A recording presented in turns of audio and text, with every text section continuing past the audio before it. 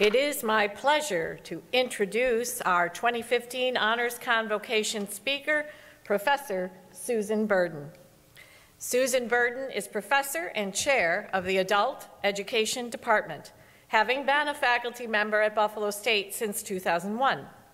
She has been teaching in higher education for the last 38 years, with her work centering on issues of social justice and promoting diversity in all its forms. In addition to her teaching excellence in the classroom, she developed 2 graduate certificates in adult education at Buffalo State and was instrumental in bringing both of these certificates and the master's degree in adult education completely online, becoming in 2004 the first 100% online program at Buffalo State. It was recently named one of the Open SUNY Partner Plus programs. Professor Birden has conducted extensive research into the educational approaches of grassroots organizations and has written extensively about how formal education institutions might benefit from some of the educational methods employed by activist organizations. Author of the book, Rethinking Sexual Identity in Education, and dozens of scholarly articles, she also frequently serves as an invited speaker at academic events. She co-chaired the Equity and Social Justice Conference that just took place on campus in March and serves on the editorial boards of Educational Studies, Educating Women, and Journal of Philosophy and History of Education. I am so pleased to welcome Dr. Birden as the 2015 Honors Convocation speaker.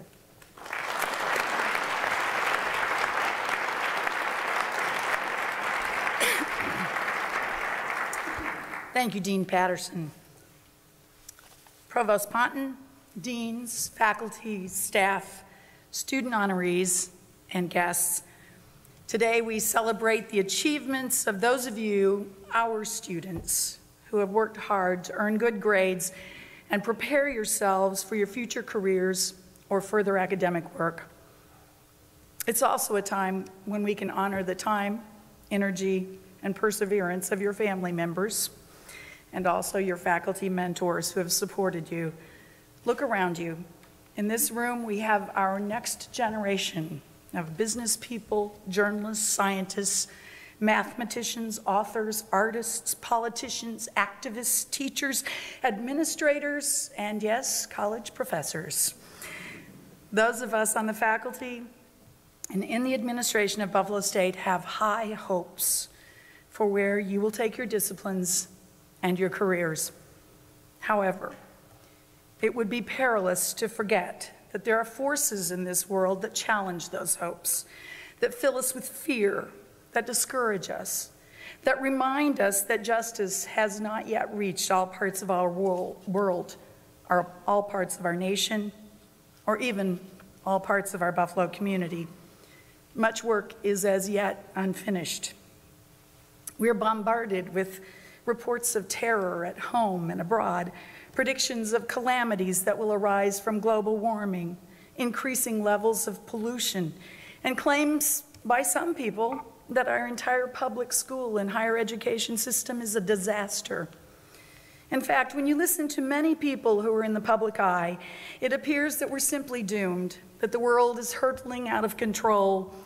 The implication is that you and I are powerless spectators whose job it is merely to make ourselves comfortable, sit back, and watch the predictions of experts unfurl. The French philosopher Jean-François Lyotard referred to this sense of powerlessness and helplessness and foreboding as the postmodern malaise.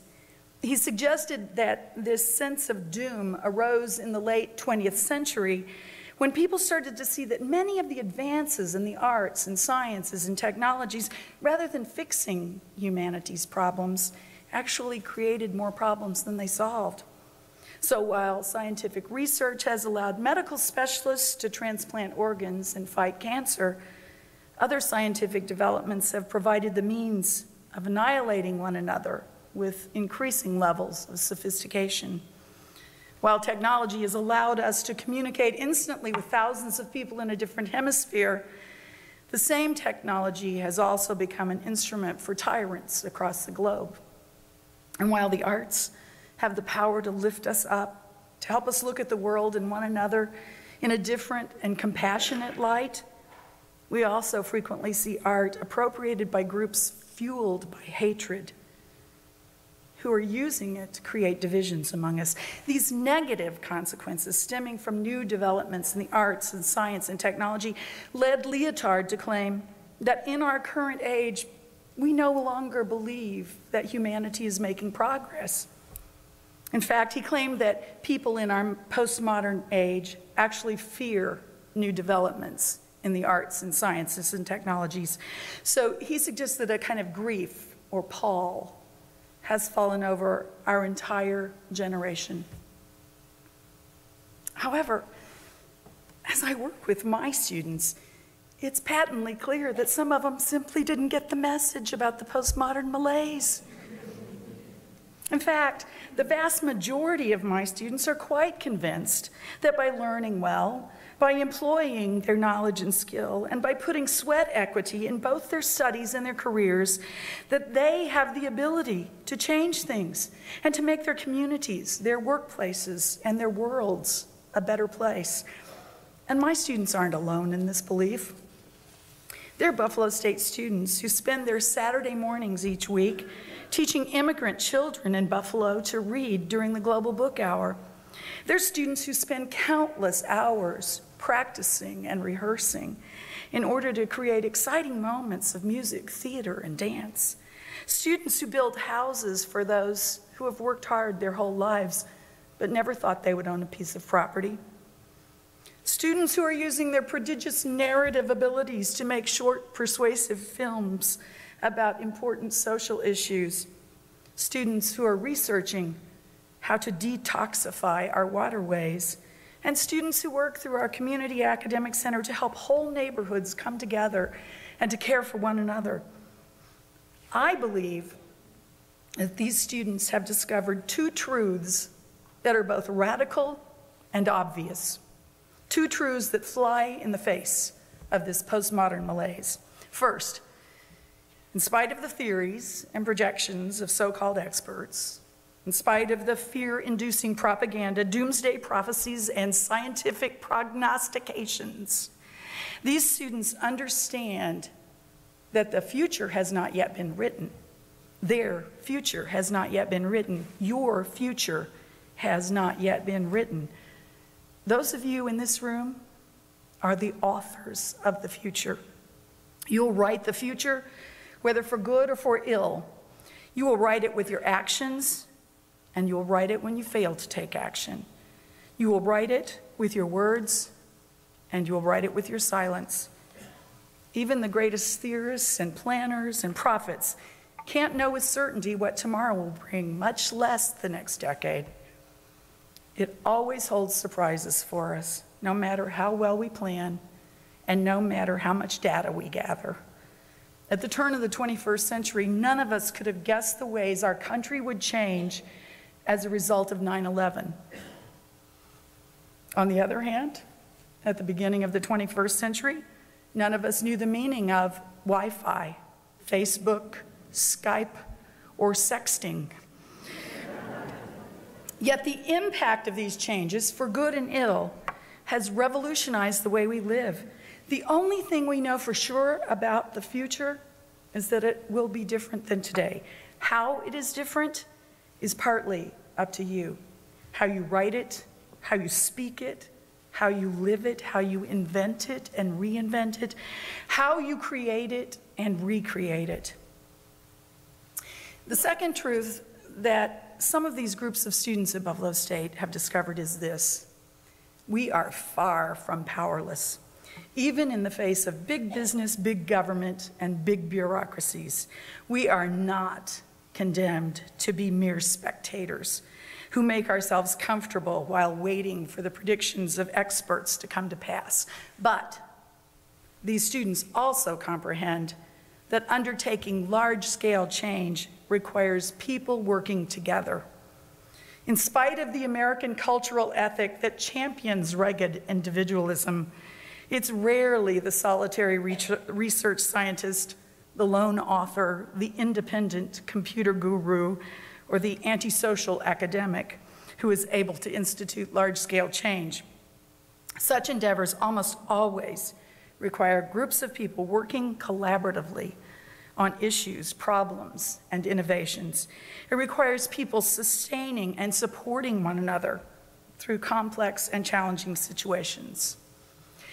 I read an interview that was conducted with the great anthropologist Margaret Mead. The interviewer asked her, "What's the first sign you look for to tell whether or not you've found an ancient civilization?" The interview expected that Margaret Mead would mention a certain type of tool or a vessel or perhaps an article of clothing. And so Margaret Mead surprised him when she answered, "A healed femur." You see, during ancient times, if someone broke a leg, he couldn't hunt or fish or escape enemies unless he had help from other people. So when an anthropologist unearthed a healed femur, it demonstrated that a civilization had existed because a community had helped that individual live long enough for his broken leg to heal. Mead said that compassion is the first sign of civilization. Ethical living and undertaking dramatic plans for change works best in small groups in which we relate to one another in compassion, love, and solidarity, celebrating difference, finding healing and resilience in the power of relatedness. We're social beings. We need one another to keep us motivated. We need one another's ideas, one another's challenges, one another's perspectives, even when they're aggravating, to keep us honest, focused, to help us not take ourselves too seriously.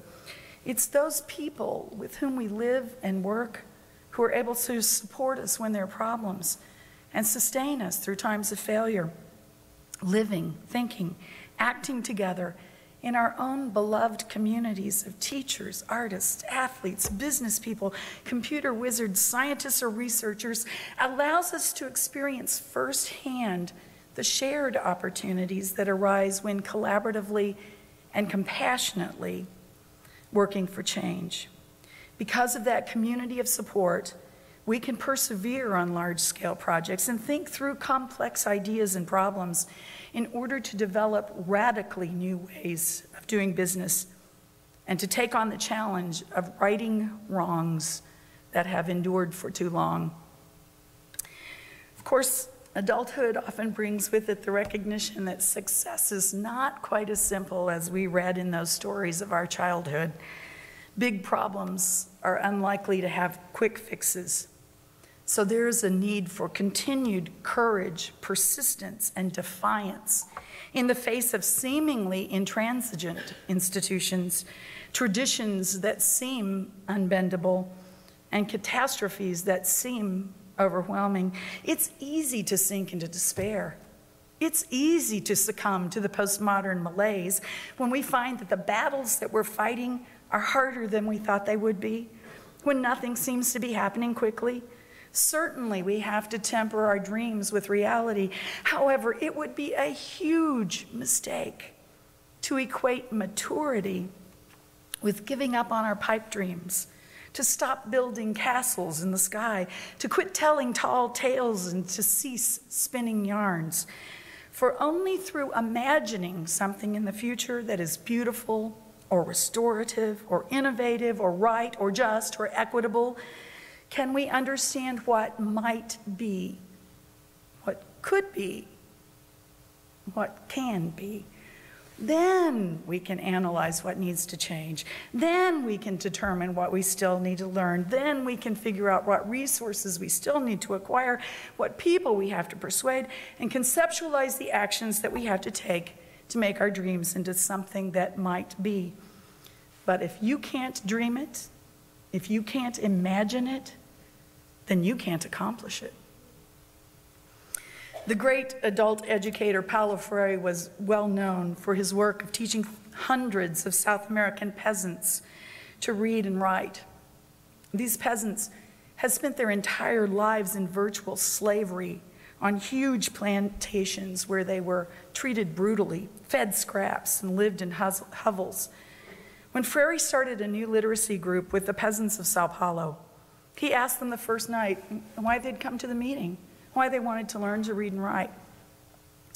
One peasant man spoke up and said, "I want to learn to read and write so that I can change the world." Think about that. This illiterate peasant understood that learning to read and write brought with it both the awesome privilege and profound responsibility to intervene in his world and to work for a better tomorrow. Honor students, you have learned to read and write very well. Also to think, create, analyze, invent, and research. So let me urge you, build your beloved communities of thinkers, inquirers, musicians, teachers, business people, scientists, or academics, holding fast to the knowledge that the future has not yet been written and that you are the authors of the future. Then vow to work together to write the future for good instead of ill. Vow to write the future with your actions instead of your failure to get involved. Write the future with your words instead of keeping a pained silence. And remember, so long as we struggle together to turn our pipe dreams into reality, so long as we jointly put our shoulders to the task of turning our spinning of yarns into new knowledge, so long as we build castles in the sky, we just might be able to figure out a way to rebuild them on this earth. Right now, this next moment is the future, your future, the future that you are writing. Let us begin.